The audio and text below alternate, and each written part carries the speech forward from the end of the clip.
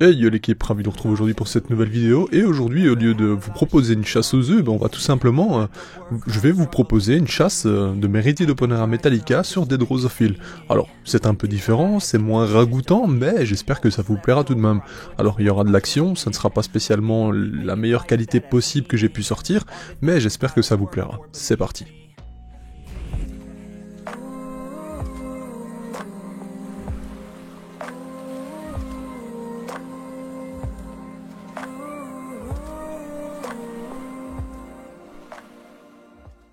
Aujourd'hui, je vais vous montrer qu'il est totalement possible de s'amuser avec nos colonies de fourmis sans pour autant générer du stress ou faire des bêtises.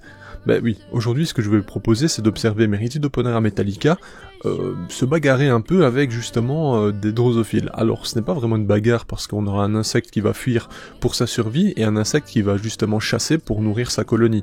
Donc voilà, certes, dans l'éthique, on se dit « Ah, c'est dramatique, c'est pas bien de faire ça », mais dites-vous que c'est la nature en fait, tout simplement. Sauf qu'ici on est dans un élevage, et que je voulais vous montrer à quel point Merithidoponera metallica pouvait être agressif.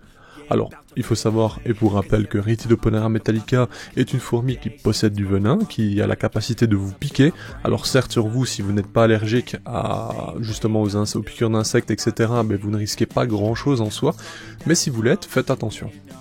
Vous remarquerez également dans cette vidéo que généralement lorsque un drosophile se fait, enfin un ou deux, je ne sais même pas, j'ai pas fait attention pour vous dire et du coup je vous dis peut-être des bêtises, mais se fait attraper et attaquer donc pour une Merithidoponera metallica, vous remarquerez qu'après la piqûre, il faut quelques secondes avant que celle-ci ne bouge plus du tout. Et vous comprendrez donc l'impact que ça a forcément sur un organisme aussi petit comparé à nous, bien sûr la piqûre est totalement différente. Alors ici vous remarquerez que Merithidoponera metallica, parfois elles passent à côté de l'individu sans même s'en rendre compte.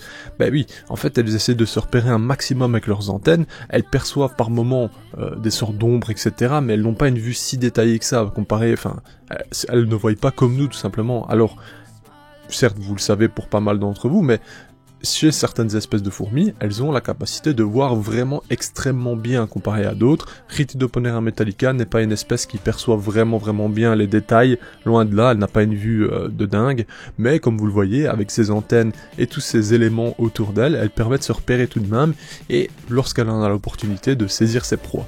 Alors, bien sûr, je pourrais filmer des espèces encore plus incroyables, dans les Myrmecia, les Gigantiops destructor, Arpegnathos venator, des espèces qui ont une vue bien plus poussée, quoi, qui vont vraiment vous remarquer et vous observer en soi, mais je n'en ai pas la capacité aujourd'hui. Enfin, quoique, peut-être qu'il y aura une surprise d'ici peu de temps. Mis à part ça, préparez-vous parce qu'il y a de longues minutes de chasse dans l'aire de chasse justement de Merithidoponera metallica. J'espère que ça vous plaira. Je sais que pas mal de gens aiment un peu la bagarre entre insectes, etc. Mais je me suis dit que c'était l'occasion de vous montrer qu'il y avait moyen de se faire plaisir aussi dans l'élevage de fourmis, sans pour autant que ce soit un peu dramatique, qu'on fasse des combats de fourmis ou ce genre de choses. Ça à éviter, quoi, bien entendu. Par contre, voilà, ici c'est tout simplement de la nourriture, même si pour certains ça peut être perçu comme un peu barbare. Je suis désolé de vous l'apprendre, c'est la vie malheureusement. Alors, autre sujet, je vous laisse tout de même les images que vous puissiez vous régaler, mais dans la colonie ça se porte plutôt bien. Pour faire un point un peu sur ce qui s'est passé sur ma colonie Merithidoponera metallica depuis l'acquisition donc de chez Antoine, je vous rappelle, en fait j'ai eu une vague de décès lorsque je l'ai récupéré. J'avais donc nettoyé tout le bordel, etc. J'avais tout remis en place, j'avais fait un peu à ma sauce comme vous le voyez. Ici je laisse volontairement ce tas de déchets à gauche, là vous le voyez, en fait c'est tout des restes de blades, d'insectes que je donne. Il n'y a aucun problème d'acarien dans cette colonie parce que j'ai divers détritivores, pardon.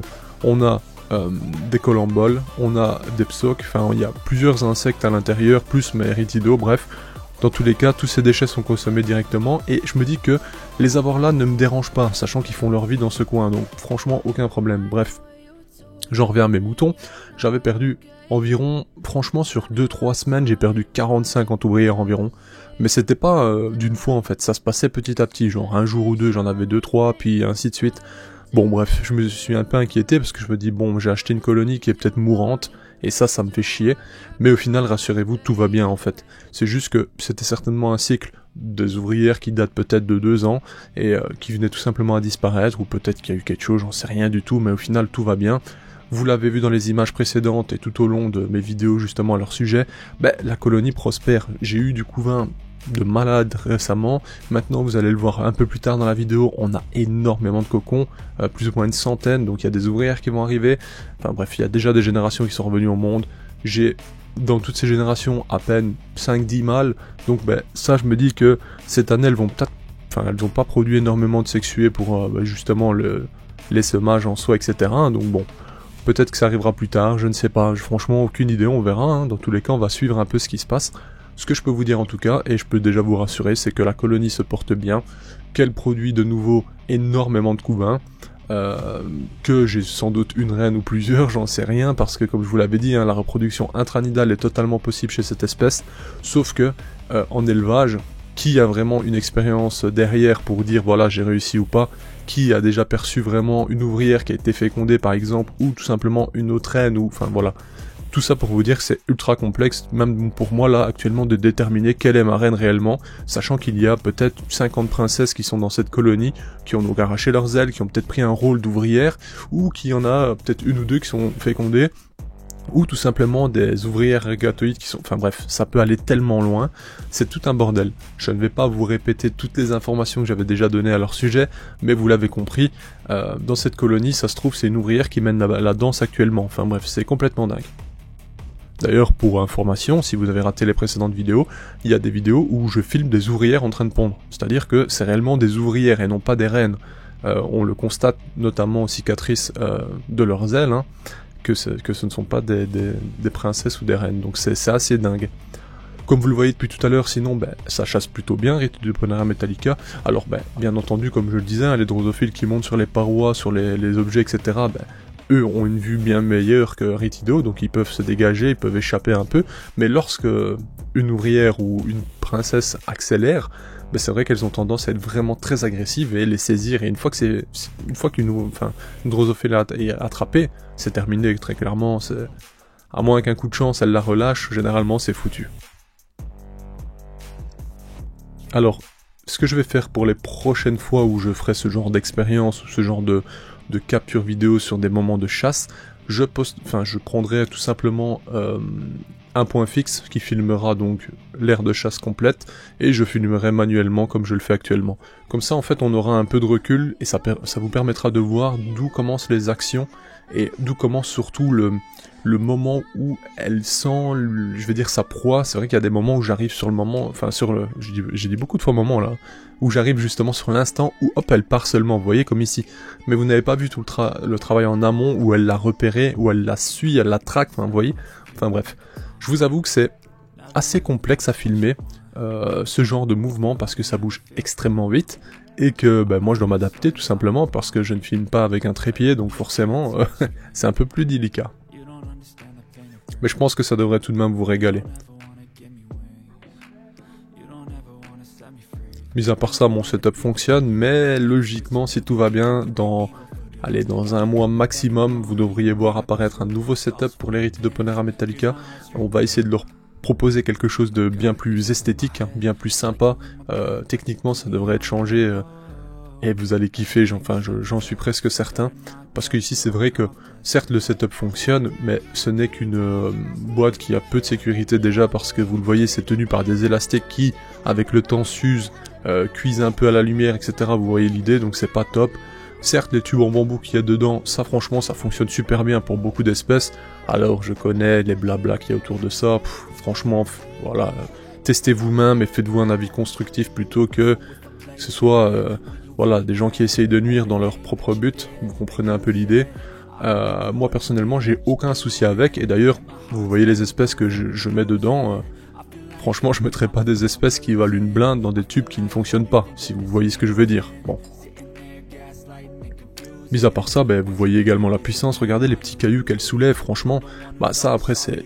On le connaît, je vais dire, quand vous êtes plus jeune ou même plus petit, même à l'école, on vous apprend que les fourmis peuvent soulever autant de fois leur poids, tellement qu'elles sont puissantes, etc. Bref, vous voyez un peu l'idée. Là en image, vous vous en rendez compte, lorsqu'elles soulèvent des cailloux qui pour nous seraient des montagnes limite, on se rend compte qu'elles sont extrêmement puissantes dans leurs mandibules, notamment, hein, parce que, je vais pas appeler ça une mâchoire, mais si vous voyez l'idée, les mandibules c'est vraiment une multitude de muscles qui leur permettent d'avoir une force colossale, enfin c'est assez dingue.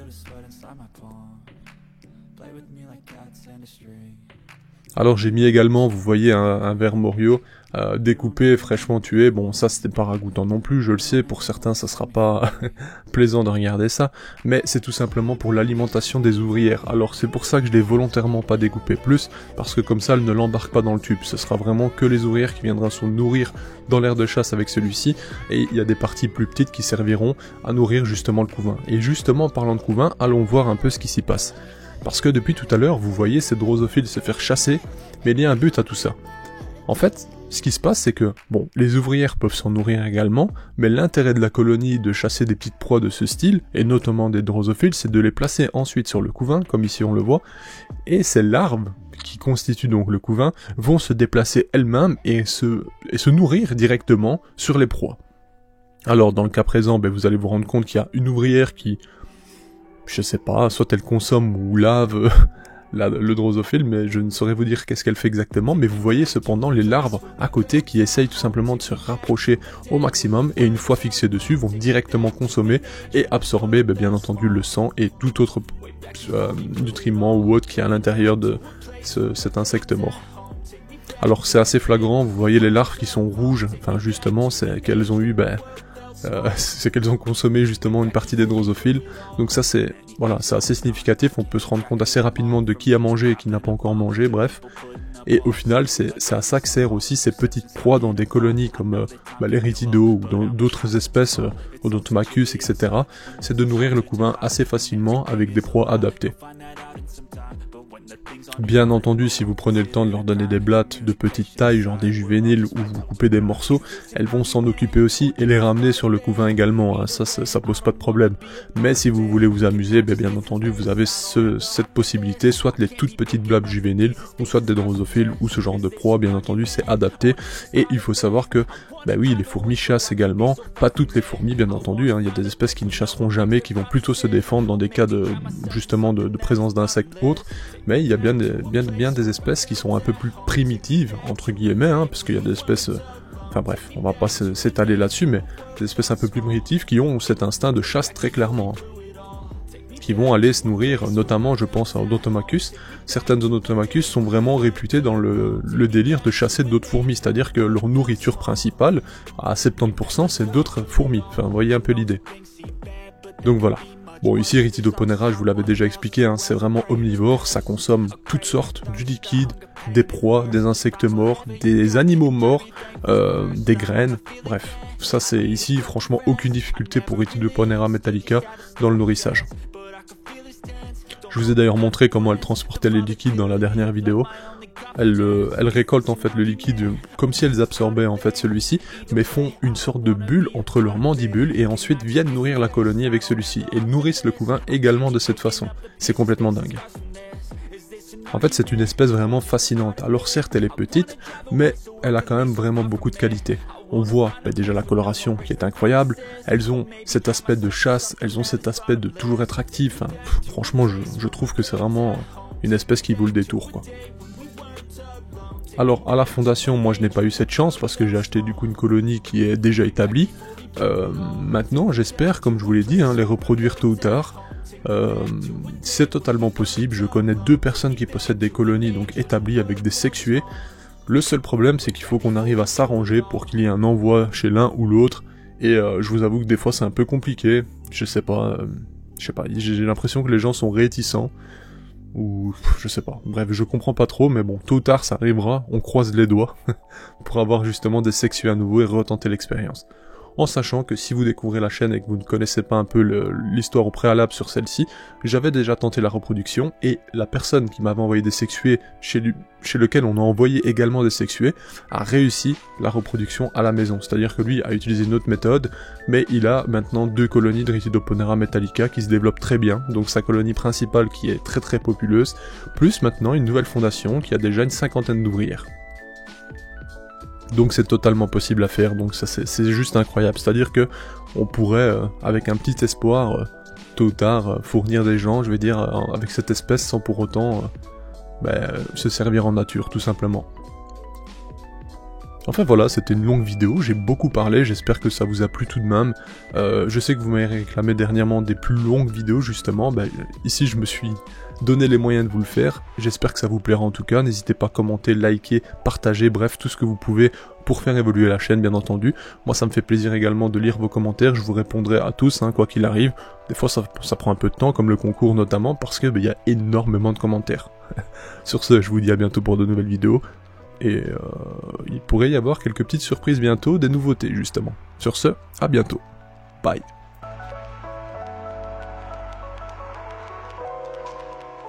Hey, si toi aussi tu as apprécié la vidéo, n'oublie pas de t'abonner, de laisser un like, voire un commentaire, ou même de nous suivre sur les réseaux. Merci et à bientôt l'équipe.